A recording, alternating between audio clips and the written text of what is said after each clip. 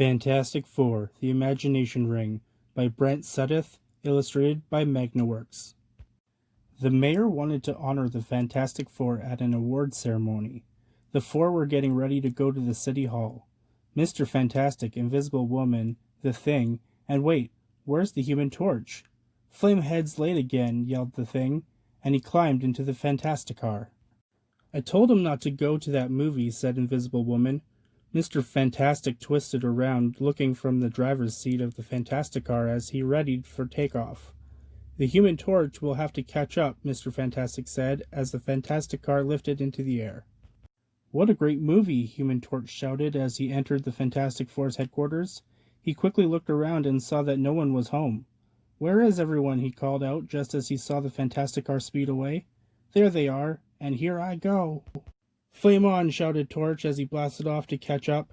His entire body burst into flames as he rocketed skyward. About time you caught up, Flamehead, barked Thing. What's the matter? Couldn't find your way home? Torch flew alongside the Fantasticar, confused as to where everyone was headed. What's the rush? He asked Invisible Woman. I told you not to go to that movie. Now you made us late for the award ceremony, lectured Invisible Woman. Sorry, sis, but it really was a great movie, Torch explained. Hang on, I'm bringing us in for a landing, Mr. Fantastic said. There's City Hall now.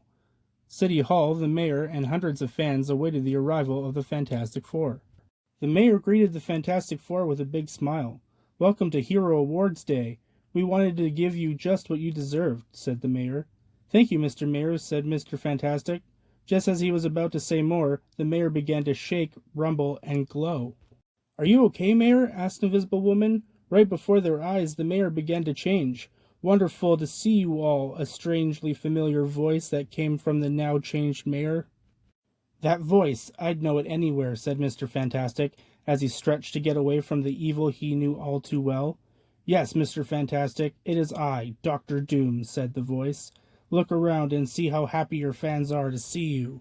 The Fantastic Four spun around to see that all the fans were now Doombots. What do we do? We're surrounded, whispered Invisible Woman as the Doombots inched closer. Mr. Fantastic stretched himself over the Doombots. Thing hurled a mighty punch, flattening some of the robots, but even more of them hit back. Human Torch shot a fiery blast of flames at the Doombots, and Invisible Woman tried to push them back with her force field. You cannot escape, mocked Dr. Doom. Gas erupted from the hands of the Doombots, and the Fantastic Four fell unconscious.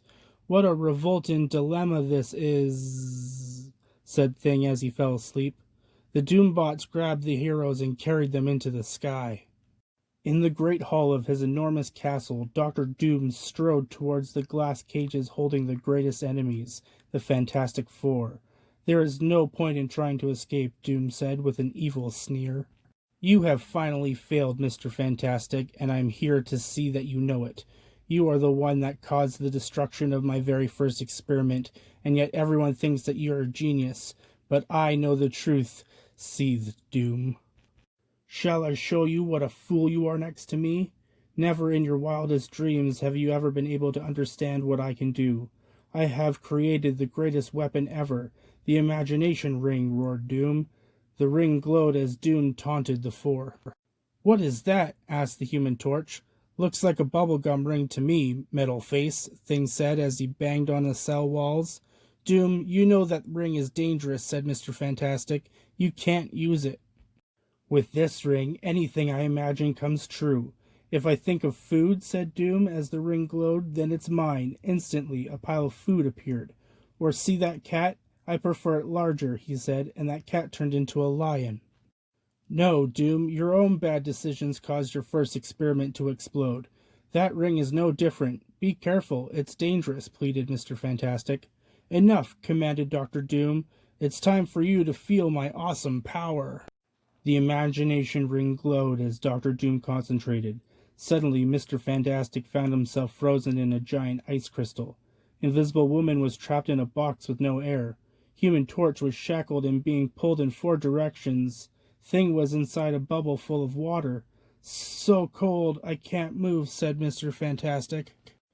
I'm running out of air, screamed Invisible Woman. I can't burn these shackles off, and I'm being pulled apart, yelled Torch. No matter how hard he hit, Thing was stuck underwater and couldn't breathe. I can't help myself, but I can help someone else, Torch grunted. He shot flames, bursting the ice crystal holding Mr. Fantastic. Mr. Fantastic slithered into a tiny opening and expanded himself inside the box holding the invisible woman until it broke open. Stop resisting, commanded Dr. Doom as the imagination ring began to shake and spark. Invisible Woman extended her force field into the water around Thing, giving him badly needed air. Thing took a breath and tore Torch free of his shackles. Then Torch returned the favor as he burned off Thing's water bubble. Blast you, Fantastic Four! You overloaded the ring when you fought back. I can't control it, screeched Doom. The ring glowed as Dr. Doom yelled, "This isn't over," and he was gone. Where do you think Dr. Doom went? Asked Torch. I'd guess he's in the last place he was imagining, said Mr. Fantastic. Dr. Doom sat trapped in one of his own cells. I'll be back, Fantastic Four, he yelled to the stone walls. The end.